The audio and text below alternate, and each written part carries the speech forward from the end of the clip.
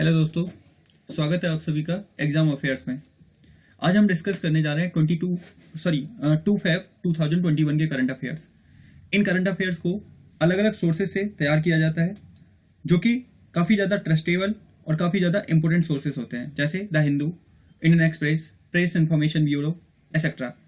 ये हमारे आगामी किसी भी परीक्षा के लिए काफ़ी ज़्यादा महत्वपूर्ण होते हैं। सो देरी ना करते हुए शुरू करते हैं अपना पहला टॉपिक।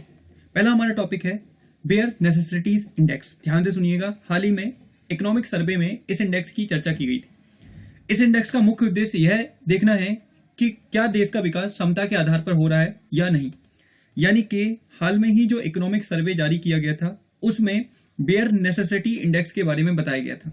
और इस इंडेक्स का मुख्य उद्देश्य यह है देखना है क्या देश में जो विकास हो रहा है वो क्षमता के आधार पर हो रहा है या फिर नहीं हो रहा, ये देखना है।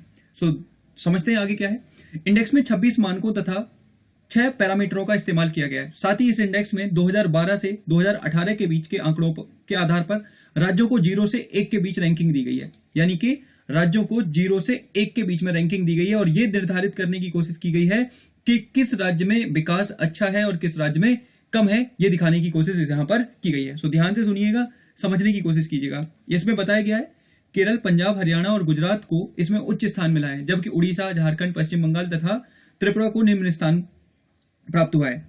और रिपोर्ट में यह भी बताया गया है कि देश में आर्थिक विभेद तो कम हुआ है, ठीक है, कम हुआ है पर शहरी तथा ग्रामीण भारत के बीच अंतर कम नहीं हुआ है। कहने का मतलब यह है कि केरल, पंजाब, हरियाणा और गुजरात ने इस इंडेक्स में उच्च स्थान प्राप्त किया है। यानी कि उनकी जो रैंक है वो काफी अच्छी है, क्योंकि वहां पर विकास का पैरामीटर अपने आप में उच्च स्तर पर है। जबकि उड़ीसा, झारखंड, पश्चिम बंगाल, त्रिपुरा, इन राज्यों में विकास का स्तर अभी भी काफी ज्यादा निम्न है। साथ ही इसमें यह बताया गया है कि देश में आर्थिक विभेद तो कम हुआ है, लेकिन ग्रामीण भारत तथा शहरी भारत में अंतर अभी भी बरकरार है। तो ये यहाँ पर इस इंडेक्स में बताने की कोशिश की गई है। क्या है? बेयर नेसेसिटी इंडेक्स, जो कि हाल में ही इकोनॉमिक सर्वे के दौरान इसको लॉन्च किया गया था। यहाँ पे देख सकते हो, to Axis equity economic survey introduce a bare necessities index. यहाँ पे आप देख रहे हो, इंडियन एक्सप्रेस का आर्टिकल है जो मैंने यहाँ पे लगाया है।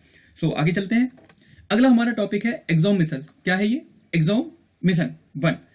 हाल ही में स्पेस पैटर्न को बढ़ावा देने के लिए निजी कंपनी एक्सॉम ने इस मिशन को लॉन्च किया। तो आपको याद रखना है, ये मिशन ना तो नासा का है, ना ही जाक्सा का है, ना ही आपका रोस्कोसमोस का है, और ना ही आपका ये इसरो का है। ये एक निजी कंपनी है जिसका नाम है एक्सॉम, उसका मिशन है। तो ये आपको याद रख लेना है, ज्यादा इंपॉर्टेंट नहीं है, बस थोड़ा सा इस पे ध्यान रखिएगा।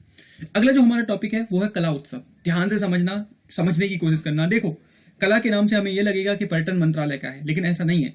हाल में ही शिक्षा मंत्रालय ने वार्षिक कला उत्सव का आयोजन किया। सरकार ने 2015 में शिक्षा के क्षेत्र में कला को बढ़ावा देने के लिए इस उत्सव की शुरुआत की गई थी। तो आपको याद रखना है किसका उत्सव है ये? शिक्षा मंत्रालय का उत्सव है। यहाँ पे लिखा हुआ है ministry of human resource development, government of India. देखो, अभी भी इन्होंने नाम चेंज नहीं किया है, लेकिन बस आपको याद रखना है शिक्षा मंत्रालय की पहल है ये कला उत्सव, जिसकी शुरुआत 2015 में की गई थी और हाल में ही सरकार ने वार्षिक कला उत्सव का आयोजन किया है। ये आपके दिमाग में बात रहनी चाहिए। आगे बात करते हैं, ठीक है। ये था कला उत्सव। अगला जो हमारा टॉपिक है स्पोर्ट गोल्ड एक्सचेंज। ध्यान से सुनिएगा, इसकी चर्चा भी हाल के ही बजट में की गई थी। तो मैं आपको बता रहा हूं, भारत सरकार ने भारतीय प्रतिभूति और विनिमय बोर्ड यानी कि सेबी को इस एक्सचेंज का नियंत्रक बनाया है। यह देश में सोने के आयात निर्यात के देखरेख करेगा। यानी कि सोने का आयात निर्यात का यह देखरेख करेगा कौन? Sport gold exchange. तो आपको याद रखना है किसकी देखरेख में बनाया गया है? तो आपको याद रखना है ये सेबी की देखरेख में बनाया गया है, यानी कि प्रतिभूति और विनिमय बोर्ड के देखरेख में इस स्पोर्ट गोल्ड एक्सचेंज को बनाया गया है, ठीक है।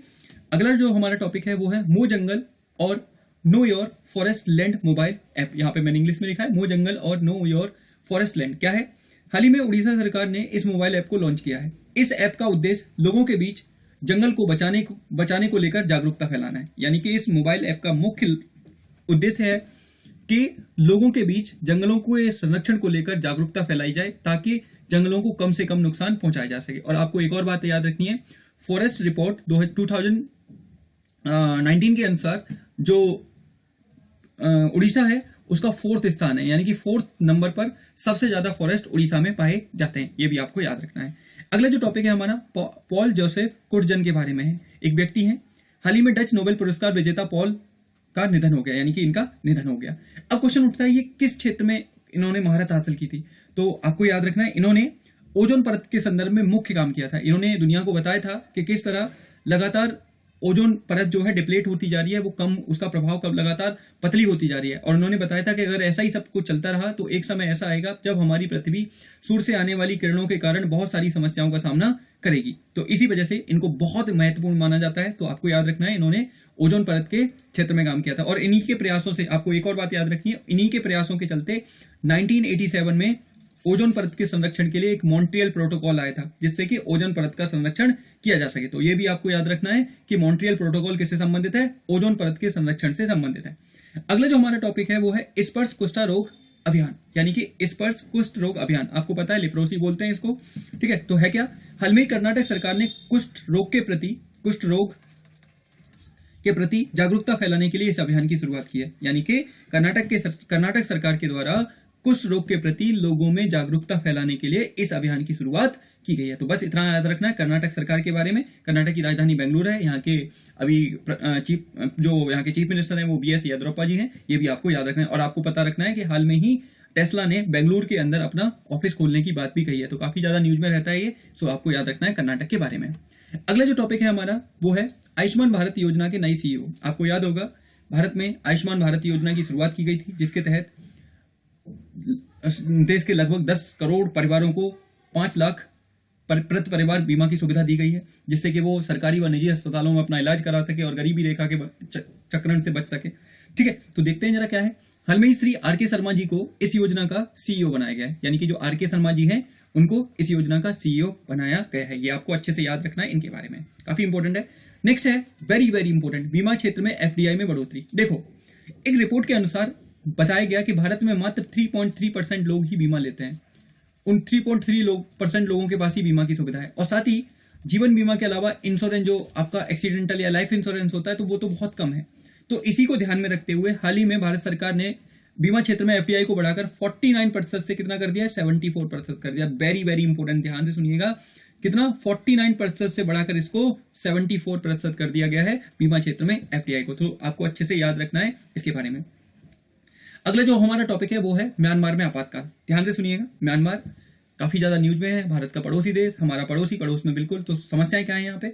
चुनाव में धांधली तथा आंतरिक समस्याओं को लेकर म्यांमार सरकार ने 1 साल की आपातकाल की घोषणा की है। तो आपको याद रखना है, हाल में ही हमारे पड़ोसी देश म्यांमार के अंदर अंदरूनी समस्याओं व चुनाव में धांधली के आरोप के कारण म्यांमार की सरकार के द्वारा क्या किया गया है? 1 साल के आपातकाल की घोषणा की गई है। तो ये सारी चीजें आपको याद रखनी है। देखो, अभी करंट अफेयर काफी कम है। रीजन है बजट आया है, पूरा न्यूज़पेपर बजट से भरा हुआ है। ठीक है, तो इस वजह से काफी कम आ रहे हैं ये करंट अफेयर। 1-2 दिन में जैसे ही सही होगा पूरे कवर किए जाएंगे। तो ये करंट अफेयर है आज के, जिनको अलग अलग सोर्सेज से मैंने तैयार किया है।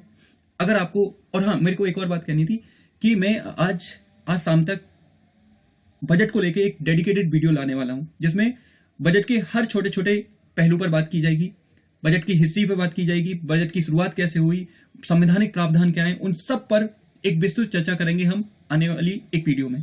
ठीक है, तो तब तक के लिए आप ये देखिए। तब तक के लिए आप सभी का धन्यवाद।